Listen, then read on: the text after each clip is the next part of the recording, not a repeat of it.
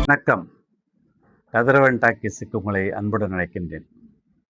இப்பொழுது தமிழகத்தையும் ஏன் இந்தியாவையே ஆட்டி படைக்கக்கூடிய பிரச்சனை எரிவாயு தட்டுப்பாடு என்பதாக இருக்கிறது. மக்கள் தினந்தோறும் கடந்த 2 நாட்களாக அதிகமான சிலிண்டர் சேமித்து வைக்க வேண்டும் என்பதற்காக எரிவாயு நிலையங்களை தேடிக்கொண்டிருக்கிறார்கள்.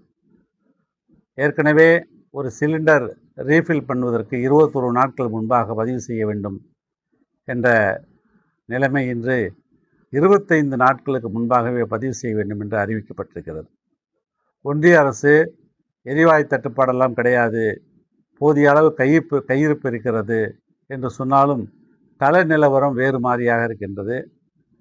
பெரும்பாலான உணவகங்களில் சில பதார்த்தங்கள் தவிர்க்கப்பட்டிருக்கிறது.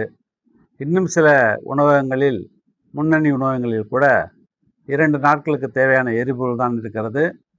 மற்ற நாட்களில் எரிபொருள் கிடைத்தால் மட்டும்தான் ஓட்டல்கள் இயங்கும் என்ற சூழலை உருவாக்கி இருக்கிறார்கள். பொதுவாக தமிழ்நாட்டுக்கு ஒரு நாளைக்கு 2.41 கோடி டன்கள் எரிவாயு தேவைப்படுகிறது. அதில் இந்தியன் ஆயில் கார்ப்பரேஷன் நிறுவனம் மட்டும் 1.36 கோடி டன்கள் எரிவாயு அளிக்கின்றது. தமிழ்நாட்டினுடைய ஒரு மாத எரிவாயு தேவை என்பது பொதுவாக சொன்னால் 22,000 டன் அளவிற்கு இருக்கின்றது. அதுபோல் ஒரு நாளைக்கு 700 முதல் 800 டன்கள் எரிவாயு தேவைப்படுகிறது. இந்தியாவில் பார்க்கும் பொழுது தமிழ்நாட்டில் மட்டும்தான் 100% எரிவாயு இணைப்புகள் பெறப்பட்ட வீடுகள் இருக்கின்றன. அதில் பிரதம மந்திரியின் யோஜனா உஜ்வாலா திட்டத்தின் கீழ் சுமார் 35 லட்சம் இணைப்புகள், இலவச இணைப்புகள் வழங்கப்பட்டிருக்கின்றன. சென்னையை பொறுத்தவரை இந்தியன் ஆயில் கார்ப்பரேஷனுடைய நுகர்வோர்களாக கிட்டத்தட்ட 15 லட்சம் இணைப்புகள் இருக்கின்றன. அது மட்டுமில்லாமல் பாரத் பெட்ரோலியம், இந்துஸ்தான் பெட்ரோலியம் போன்றவற்றினுடைய எரிவாயு உருளைகளும் வழங்கப்பட்டு கொண்டிருக்கின்றன. தமிழ்நாட்டுக்கு ஐஓசி நிறுவனம் மூலம் ஒரு நாளைக்கு 4 லட்சம் சிலிண்டர்கள் ஒரு நாளைக்கு வழங்கப்படுகிறது. அதாவது நிரப்பப்படுகிறது, ரீஃபில்லுக்காக வருகிறது. அதே போல் ஒரு நாளில் சென்னையில் மட்டும் 1 முதல் 1.5 லட்சம் சிலிண்டர்கள் புக்கிங் செய்யப்படுகிறது.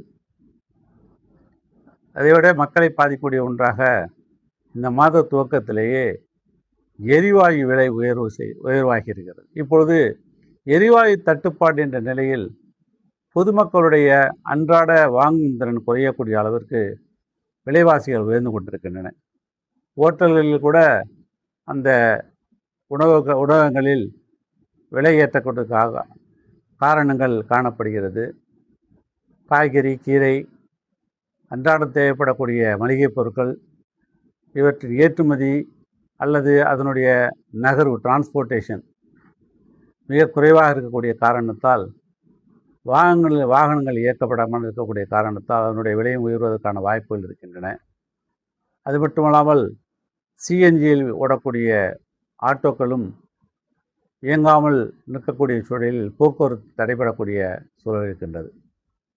இதுக்கு மாற்றாக திடீரென பொதுமக்கள் மின்சார அடுப்புகளை வாங்க தயாராகி வருகின்றனர்.